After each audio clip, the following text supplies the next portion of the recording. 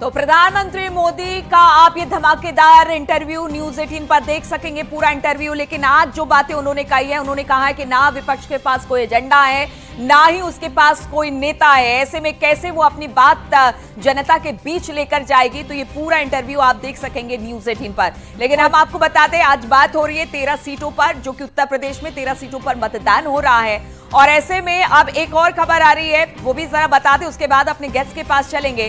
कन्नौज में सुब्रत पाठक ने वोट डाल दिया है। भोलेनाथ धर्मशाला बूथ नंबर पर उन्होंने वोट डाला है। तो सुब्रत पाठक ने भी अब अपना वोट कास्ट कर दिया है। कन्नौज में सुब्रत पाठक ने वोट डाला है। भोलेनाथ धर्मशाला बूथ पर उन्होंने अपना वोट कास्ट किया है। तो कन्नौज में सुब्रत पाठक ने वोट डाल दिया है। कन्नौज से ही चुनावी मैदान में है और अखिलेश यादव उनके सामने है। दिग्गजों की प्रतिष्ठा आज दांव पर इसलिए लगी हुई है क्योंकि हम बता रहे हैं आपको कि कई ऐसे बड़े नेता जो चुनावी मैदान में हैं और अखिलेश यादव की जैसा कि हम बात कर रहे हैं, भोलेनाथ धर्मशाला पर सुब्रत पाठक ने वोट डाला है, जिसकी एक तस्वीर भी आप इस वक्त देख रहे हैं। तो चलिए एक बार फिर से हमारे मेहमानों का रुख करते हैं। आनंद दुबे जी हमारे साथ भारतीय जनता पार्टी के प्रवक्ता जुड़े हुए हैं, अशोक यादव समाजवादी पार्टी से, और सौरभ मालवीय हमारे साथ राजनीतिक विश्लेषक जुड़े हुए हैं। सवाल आनंद जी से ही, जैसा कि हमने पूछा था, आपका जवाब अधूरा रह गया था। आनंद जी, जरा ये बताइएगा कि आपको किन किन सीटों पर चुनौती लग रही है आज वाली जो 13 सीटें हैं? देखिए, हमें किसी भी सीट पर कोई चुनौती नहीं नजर आ रही है। जिस तरह से जनता का रुझान आ रहा है, जिस तरह से जनता हमारे साथ है, हम उत्तर प्रदेश की सभी 80 लोकसभा सीटें जीतने के लिए प्रतिबद्ध हैं, कटिबद्ध हैं और हम इसको जीतेंगे। एक अभी देखिए आदरणीय प्रधानमंत्री जी ने क्या किया। ये वो गठबंधन है जिसके पास न नेता है, न नीति है, न नीयत, सिर्फ झूठ की खेती है और झूठ बोल के जनता को बरगलाने की कोशिश कर रहे हैं। ये आज तक नहीं बता पाए कि अगर ये जीतते हैं तो इनका प्रधानमंत्री का चेहरा कौन होगा। आज तक स्पष्ट नहीं है।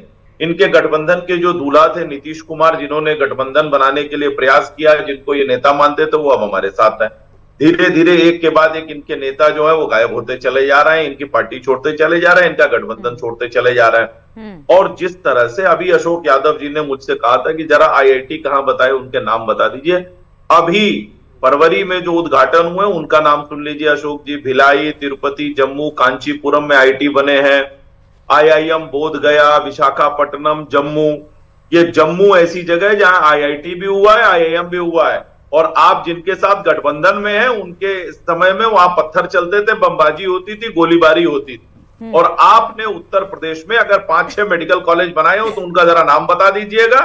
लेकिन आप नहीं बता पाएंगे क्योंकि आप जनता का पैसा सैफई में ठुमके लगवाने पर खर्च करते थे। जनता का पैसा जो है समाजवादी पार्टी अय्याशी पे खर्च करती थी। लेकिन हम जब से आए हैं, हमने IIT भी बनाए हैं, IIM भी बनाए हैं, वंदे भारत ट्रेन भी दी है, एयरपोर्ट भी बनाए हैं, एक्सप्रेसवे भी बनाए।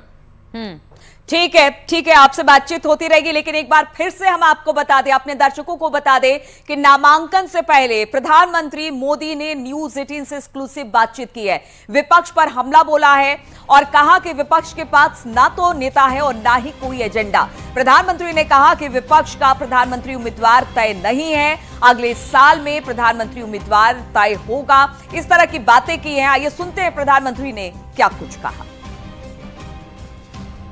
विपक्ष कह रहा है कि 400 पार की पहले मोदी जी बात कर रहे थे, अब नहीं कर रहे हैं। मैं कल भी बोला हूं जी। अब वो ठीक है कि उनकी चिंता ये है, आगे कांग्रेस का एजेंडा क्या है, 400 पार कर पाएंगे कि नहीं कर पाएंगे। उनका एजेंडा नहीं है कि वो कितनी सीटें जीतेंगे और कैसे जीतेंगे। दूसरा, मैंने करीब हिंदुस्तान के एक 3-4 राज्य बाकी है, सभी राज्यों का भ्रमण किया है और सभी राज्यों के भ्रमण से मैं देख रहा हूं कि आंधी है, आंधी, बड़ी आंधी। और 2019 से बड़ी वाली आंधी 400 पार बहुत आराम से देश की जनता करने वाली है। विपक्ष 19 से 24 में विपक्ष के नाते भी विफल गया है। जो लोग विपक्ष के नाते भी विफल गए हो उनको इतना बड़े देश का कारोबार कौन देगा? अड्डा समाजवादी पार्टी का भी कहीं कह रहा है। 79 का क्लेम कर रहे हैं, 79 सीटें जीतने वाले हैं 80 में से। वो अब उन्होंने कहा था 80-82 ना जीत जाए भाई, उनके लिए क्या, तो कुछ भी बोल सकते हैं, अपने स्वयंभू नेता है। कितना समझे आपका आज? पिछली बार 13,000 था। अब देखो भारतीय जनता पार्टी का बड़ी विजय की ओर बढ़ रही है। तो सुब्रत पाठक को आप सुन रहे थे, वोट डालकर निकले हैं। उन्होंने कहा है कि चाहे कितने भी दावे विपक्ष कर ले, खासतौर पर समाजवादी पार्टी कर ले, लेकिन सबसे बड़ी बात यह है कि जो सीटें हमारे पास है वो हमारे पास ही रहेगी और एक बार फिर से जो 13 सीटों पर आज मतदान हो रहा है वो हमारे ही कब्जे में रहेगी। समाजवादी पार्टी से प्रवक्ता हमारे साथ अशोक यादव जी भी जुड़े हुए हैं। अशोक जी, अगर आनंद जी की बात सुने तो उन्होंने कहा कि पूछ रहे थे कि कितने आईआईटी बने, हमने बता दिया कि कितने आईआईटी बने, आपने क्या किया, ये क्यों नहीं बताते जनता को? और नहीं बताते इसीलिए जनता भी आप पर भरोसा नहीं करती, और आप जब अपने समय में थे तब तो आपने कुछ नहीं किया, अब आप बोल रहे हैं कि हमने काम किया है। किस दम पर आप वोट मांगने जनता के बीच में जा रहे हैं? आनंद जी कह रहे हैं। देखिए नीलू जी, लगातार 2012 से 17 तक हमने समाजवादी पार्टी ने उत्तर प्रदेश को उत्तम प्रदेश बनाने का काम किया। हमने डायल 100 जैसी विश्वस्तरीय पुलिस सेवा दिया, हमने 108 एम्बुलेंस जैसी विश्वस्तरीय सेवा दिया, हमने लखनऊ आगरा एक्सप्रेसवे जैसी विश्वस्तरीय एक्सप्रेसवे देने का काम किया। देखिए ये आनंद जी बहुत सारी बातें, इन लोग कहते हैं फीता कटवा गैंग भाजपा में घूम रहा है, जो दूसरे काम का फीता काटते रहते हैं। हमारी कई योजनाओं का नाम इन्होंने बदल बदल के फीता काट दिया। तो इनकी बातों का अभी दरभंगा मेडिकल कॉलेज के बारे में बताएं कि माननीय मोदी जी ने जो कहा था कि दरभंगा मेडिकल कॉलेज के बारे में बताएं कि क्या हुआ क्या नहीं हुआ। तमाम बातें झूठ बोलते हैं लोग, और झूठ पे झूठ, झूठ पे झूठ। ठीक है अशोक यादव जी, आप दोनों की तो बात हमने सुन ली, आनंद जी की आपकी। अब एक न्यूट्रल प्रतिक्रिया भी सौरभ मालवीय जी से ले लेते हैं, राजनीतिक विश्लेषक है वो। सौरभ जी, जिन 13 सीटों पर मतदान हो रहा है उन 13 सीटों पर बीजेपी ने 2019 और उससे पहले भी अच्छा प्रदर्शन किया था। ये पूरा यादव लैंड कहलाता है। ऐसे में इस बार एसपी का कहना है कि वो पूरी तरह से इन सीटों पर एक बार फिर से उनका कब्जा होगा। और अखिलेश यादव का कन्नौज से उतरना आप किस तरह से देखते हैं इन सीटों को लेकर? होगा, यह वही सीट है, 13 सीट में वही बेल्ट है जहां पर कभी कांग्रेस और कभी एसपी का बोलबाला हुआ करता था। लेकिन 2014 के बाद भारत की राजनीति में और खास करके उत्तर प्रदेश की राजनीति में एक बहुत बड़ा चेंज आया, और वो चेंज आया वंशवाद जातिवाद से थोड़ा सा इतर होके विकासवाद को जनता ने पसंद किया।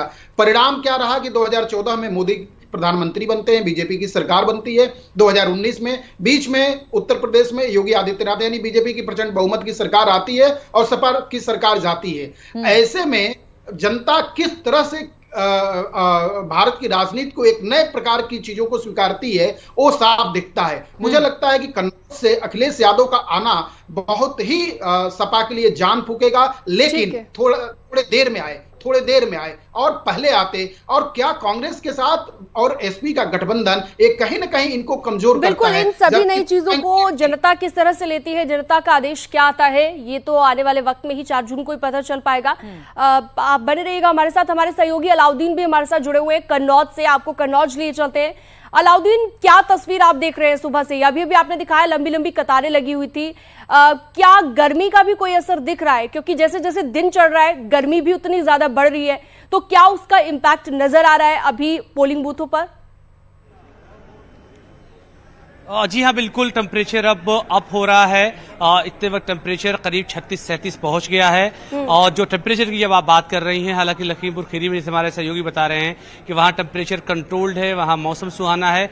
लेकिन अगर हम कन्नौज की बात करें तो बिल्कुल धूप अभी 9 नहीं बजा है, धूप बिल्कुल माथे पे है, सर पर है, और पसीना लोगों को शुरू हो गया आना। और शायद यही वजह है कि इस इलाके में लोग लंबी लाइन इसीलिए लगाकर खड़े हुए थे कि सुबह के वक्त मैक्सिमम जो है पोलिंग हो जाए, वोट कास्ट हो जाए। हालांकि कई सारे इलाकों में लगातार स्लो वोटिंग, कुछ जगह पर ईवीएम खराब होने की शिकायत लगातार आई, लेकिन लगातार इलेक्शन कमीशन की तरफ से उन तमाम चीजों को दुरुस्त किया जा रहा है। जैसा कि मैं जिक्र कर रहा था कि ये बड़े पोलिंग स्टेशन में से एक है काजी टोला का, जहां पर 5 बड़े बूथ हैं। इस इलाके में 12,000 से ज्यादा वोटर्स हैं और लगभग सभी पोलिंग बूथ पर धूप होने के बाद भी मैं आपको बता रहा हूं 36-37 का जो टेम्परेचर है, उसके बावजूद भी लोग देखिए सरों पर अपनी पर्चियों को किस तरह से लेकर के खड़े हुए हैं, धूप का जो आलम है। लेकिन ऐसा लग रहा है कि जो लोकतांत्रिक प्रणाली जारी है लोकतांत्रिक ठीक है व्यवस्था अलाउद्दीन, में लोग अपने वोट को कास्ट करने लगातार दिन भर आप तस्वीरें दिखाते रहेंगे, अपडेट हम आपसे लेते रहेंगे लगातार, जैसे जैसे अब मतदान केंद्रों पर मतदाताओं की लंबी कतारें लगती है। हमारे साथ तमाम गेस्ट हमारे साथ जुड़े हुए हैं, आप सभी का बहुत बहुत शुक्रिया। न्यूज 18 पर महा कवरेज लगातार जारी है। सौरभ मालवीय जी हमारे साथ जुड़े हुए थे, अशोक यादव और आनंद दुबे, आपका भी बहुत शुक्रिया। चलिए यहाँ पर रुकेंगे छोटे से ब्रेक के लिए, लेकिन आप कहीं मत जाइएगा क्योंकि ये महा कवरेज लगातार जारी है। हम लौटेंगे एक छोटे से ब्रेक के बाद।